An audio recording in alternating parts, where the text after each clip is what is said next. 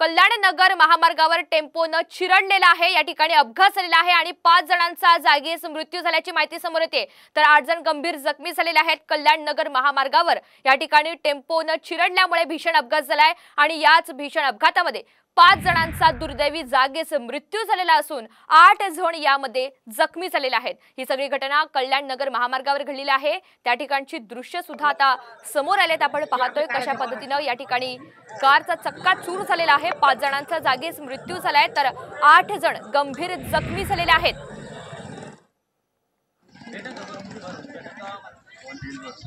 दरम्यान हा अपघात नेमका कशा पद्धतीने घडलाय, का घडलाय याची काही कारण समोर येऊ शकलेली नाहीयेत। मात्र कल्याण नगर महामार्गावर टेम्पोनं या ठिकाणी चिरडलेला असून 5 जणांचा जागीच मृत्यू झालेला आहे आणि 8 जण गंभीर जखमी झालेत।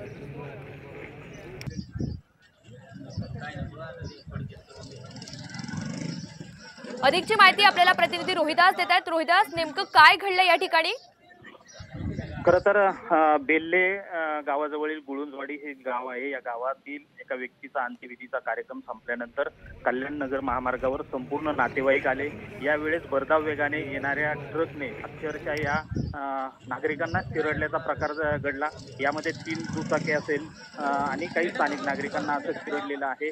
अतिशय भयानक पद्धतीने हा अपघात या ठिकाणी झालेला आहे। स्थानिक नागरिकांच्या संतप्त प्रतिक्रिया आहेत। सध्या स्थानिक नागरिकांनी या अपघात रोखण्यासाठी नियंत्रण मिळवलं जात नाही, त्याच्या उपाययोजना केल्या जात नाही। त्यामुळे संपूर्ण नातेवाईक आता या महामार्गावर रास्ता रोको आंदोलन करण्यासाठी बसलेले आहे। गेल्या अनेक दिवसांपासून अपघातांची मालिका या परिसरात सुरू आहे। त्यातच आता एक दुःखद घटनेतून बाहेर सावरत असताना या नागरिकांना या ट्रकने चिरडलेला आहे।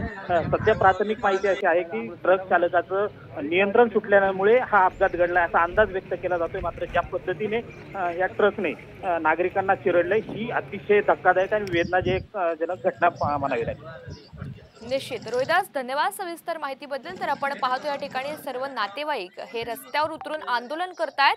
कल्याण नगर महामार्गावर टेम्पोनं नागरिकांना चिरडलंय। गेल्या काही दिवसांमध्ये या ठिकाणी अनेक अपघात झालेत आणि 5 जणांचा जागीच मृत्यू झालाय तर 8 जण गंभीर जखमी झाल्यामुळे त्यांचे नातेवाईक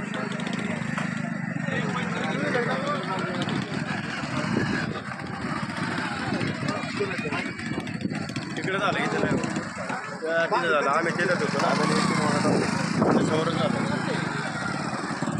ट्रकवाला आला डायरेक्ट एका गाडीला ठोकला, डायरेक्ट पुढं दुसऱ्या गाडीच्या खाली आला, दुसऱ्या गाडीला उडाला माणसं उडून आला, थांबला सुद्धा नाही देऊन